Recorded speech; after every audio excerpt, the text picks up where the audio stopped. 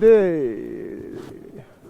സമരം ചെയ്യുന്നതും സമരത്തിൻ്റെ ഫലമായി സംഘർഷം ഉണ്ടാവുന്നതും സംഘർഷത്തിൻ്റെ ഫലമായി സമരക്കാർക്കും പോലീസിനുമൊക്കെ തന്നെ പരിക്കേൽക്കുന്നതും ഒക്കെ തന്നെ പുതിയൊരു സംഭവമൊന്നുമില്ല. ഇത് ഷാഫി പറമ്പിന് പരിക്കേറ്റു എന്ന് പറഞ്ഞൊരു വാർത്ത ചില മാധ്യമങ്ങൾ കൊടുക്കുന്നത് കണ്ടാത്തൊന്നും ലോകത്താദ്യമായിട്ടാണ് ഈ മർദ്ദനം നടക്കുന്നതെന്ന്.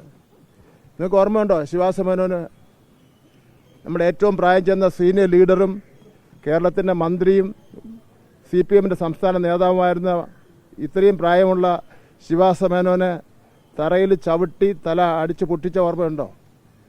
അങ്ങനെ ഒരുപാട് സംഭവവികാസങ്ങൾ നടന്നിട്ടുണ്ട്. ഞാനുമൊക്കെ തന്നെ ഒരുപാട് മർദ്ദനങ്ങൾക്ക് ഇരയായിട്ടുണ്ട്. അപ്പോൾ അതുകൊണ്ട് സമരം ചെയ്യാൻ പോകുന്ന അവസരത്തിൽ ഇനി സമരം ചെയ്യുന്നൊരു കാര്യം ചെയ്യട്ടെ, ഒരു കുട്ട പൂവും കൂടെ വാങ്ങി പോലീസുകാർക്ക് കൊടുക്കട്ടെ കൈകാര്യം ചെയ്യുന്നതിന് വേണ്ടി. അങ്ങനെയാണെങ്കിൽ പ്രശ്നത്തിന് പരിഹാരം കാണും.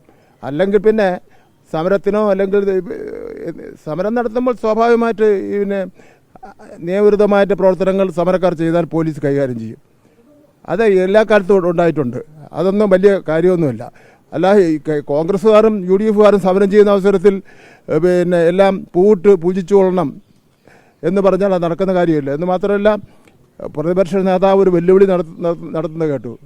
എല്ലാവരെയും കാണിച്ചു തരാം എന്നുള്ള നിലയിൽ ഇതെല്ലാം ഞങ്ങൾ ഏതെല്ലാം രൂപത്തിൽ കൈകാര്യം ചെയ്യുമെന്നുള്ള നിലയിലുള്ള ഒരു വെല്ലുവിളി. ആ വെല്ലുവിളി, പ്രതിപക്ഷ നേതാവിൻ്റെ ആ വെല്ലുവിളിയൊന്നും കേരളത്തിൽ വില പോകുന്ന ലക്ഷണം കാണുന്നില്ല. അത് അംഗീകരിക്കുന്നുമില്ല.